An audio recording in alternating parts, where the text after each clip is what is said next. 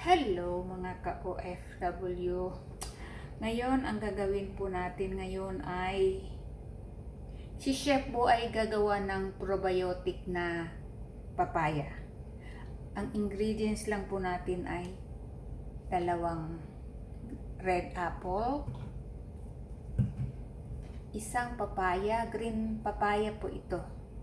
Dito po sa kung nasaan ako ngayon ay ang green papaya po ay medyo may kamahalan pero okay na basta healthy siya, healthy po na pagkain natin. Then dalawa pong carrots. Ito po yan, dalawang carrots po yan. Ito ay nilagyan ko na rin po ng salt. Sea salt po, pure sea salt po ang ginamit ko ha, hindi po yung basta ang gagamitin lang po nyo mga ka-OFW o mga chef.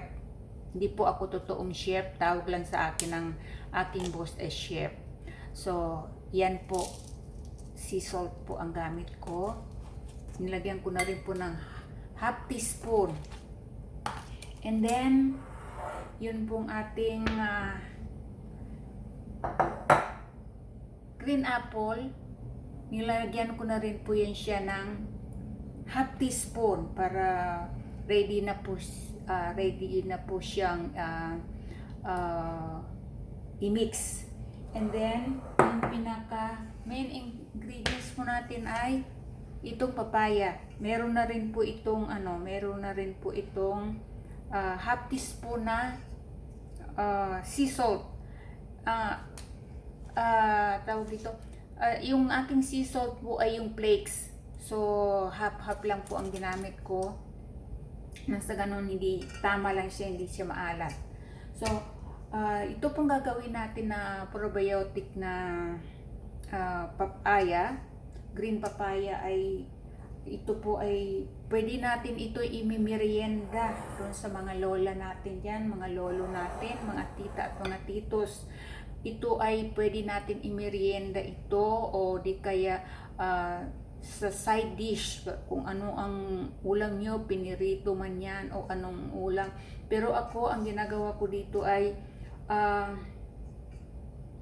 bali pananghalian ko, ito ang ginagawa kong instead na rice, ito po ang ginagamit ko. Nilalagyan ko lang po siya ng lagyan ko lang siya ng isang cucumber, tapos konti lang, yun na po ang aking pananghalian. Kasi ito po ay nakakabusog, talagang nakakabusog po siya mga tita. Nakakabusog po ito siya mga tita. Talagang masasabi mo na ito ay healthy na food. Sa may mga high uric acid, maganda po ito. Talagang maganda po ito na inyong pong pananghalian. Magda-diet kayo. Ako, ito po ang although hindi ko na kailangan mag-diet, pero kailangan ko pa rin mag-diet dahil kuminsan nasusubrahan natin yung ating pagkain. Hindi rin maganda, medyo mabigat sa pagkilos-kilos. Kaya ito po ang aking ginagawa pag ako po ay nag-iisa sa bahay. Ito po pala ang gamit ko na panggayat ko sa aking red apple at saka sa papaya. And then ito po, kakamayin ko na lang po, mas maganda kasi po mga tita, mga titos, mga lola, kakamayin kasi mas naaano siya, mas namimix siya. At ayaw ko rin po kasi gumamit ng yung plastic na gloves, although para sa food, ayaw ko pong gagamitin. Naghugas po ako ng aking kamay, kaya wag po kayo mag-alala. Ito po ay malinis po ang aking kamay. Dahil ito ay probiotic atin, kumbaga sa ito po ay binuburo. Diyan po sa atin, ito yung tinatawag nilang atsara, pero ang atsara dyan sa atin may vinegar, may asukal. Pero yung probiotic na ito po ay wala pong ito asukal, wala rin pong vinegar. Kaya ito ay healthy, hindi po masakit sa sikmura. Pwede mo siyang imerienda. Imimerienda mo kasi ito ay hindi rin po siya maalat. Mga tita, hindi rin po siya maalat. Ito po ay talaga masasabi mo na healthy siya, hindi siya maalat. Manamis siya, konting alat pero manamis siya na may konting asim. Hindi siya maasim na maasim, basta tama lang siya. Pag nasubukan po ninyo ito, hanapin nyo, mas lalo na pag ang ulam po ninyo ay kagaya ng barbecue, kagaya ng fried chicken. Pero mostly, hindi po ako nagpa-fried chicken. Ang isda ko po, kasi ako po ay maraming bawal sa akin. So, ang pwede lang po sa akin na isda ay bangus or tilapia. Yan lang po ang pwede sa akin. Maliban po sa mga isda na hindi ako po pwede kasi mataas yung purine, mataas ang purine niya. So, yun lang po ang pwede kong makakain na isda. Marami na pong bawal sa tita nyo, marami na rin pong pinagbabawal kay chef na hindi niya pwedeng kainin dahil nga po sa alam naman ninyo ang si chef kahit na karne po ay bawal na rin po. Red meat bawal po sa kay chef. Talagang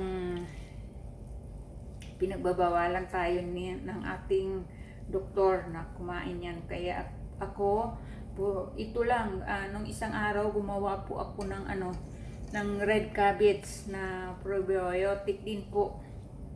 Ay yun po ang lagi kong pananghalian. Dahil naubos na nga po yung aking papaya, na hindi ko na rin po kasi yung nakuha ng picture o video yung una kong ginawa. So ito, gumawa naman ako ulit dahil nga naubos naman po yun. Kung kayo ay meron quinoa, maganda rin po ito. Halo lang po nyo. Yung quinoa, gawa lang po kayo. Lagyan lang po nyo yung quinoa na salad. Lutuin lang nyo. Pwede na rin po nyo ito ilagay. Wala na po kayong ilalagay. Ito lang po. O di kaya yung couscous. Maganda rin. Napakaganda po ito. Napakaganda po ito na kung kayo po ay naghahanap ng pang ninyo, pang palit po ninyo sa kanin o sa mga yung gisa-gisa, kasi ako bawal na rin po ako sa oily food. So puro ganito na lang po ang ginagawa ko. Yung aking gulay, puro mga laga-laga na lang din po. Kasi kailangan na rin po natin maging conscious tayo sa ating mga pinagkakain. Although, ever since naman po ay iniingatan ko. Pero hindi natin maiwasan dahil nga po tayo ay nasa cafeteria. Hindi po pwede na hindi natin tikman kung anong niluluto natin. So pagkatapos po nito, mga tita, ay ilalagay na po natin dito. At ito, within 3 days po, ay pwede na niyo po siyang kainin. Within 3 days. Maano na po yan.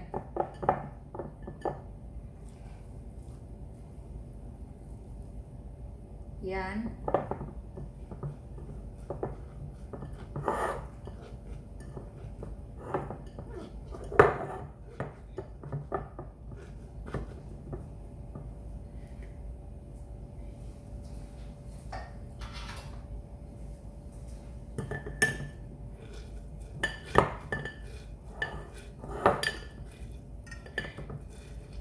wag niyong lagyan ng tubig mga tita, wag niyong lagyan. Kasi yung tubig po ng ating, ito po ay may tubig na po.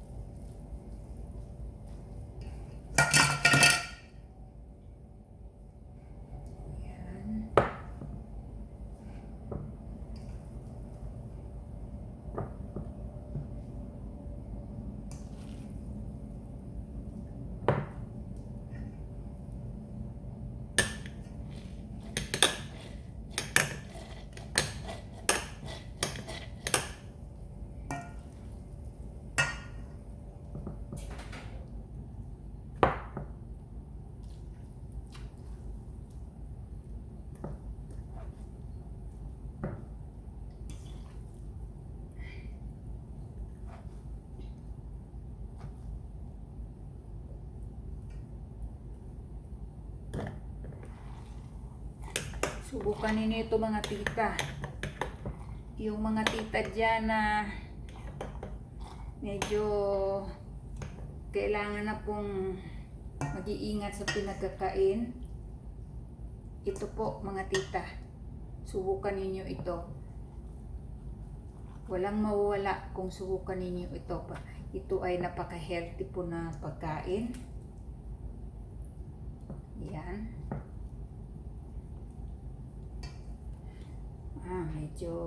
Medyo madami-dami yung nagawa natin. Lagay natin yung tubig.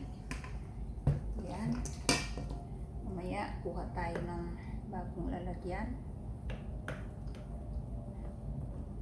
Ito, mga tita, ay hindi niyo kailangan ilagay sa ref.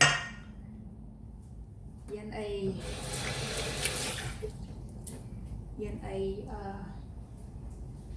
pabayaan lang nyo.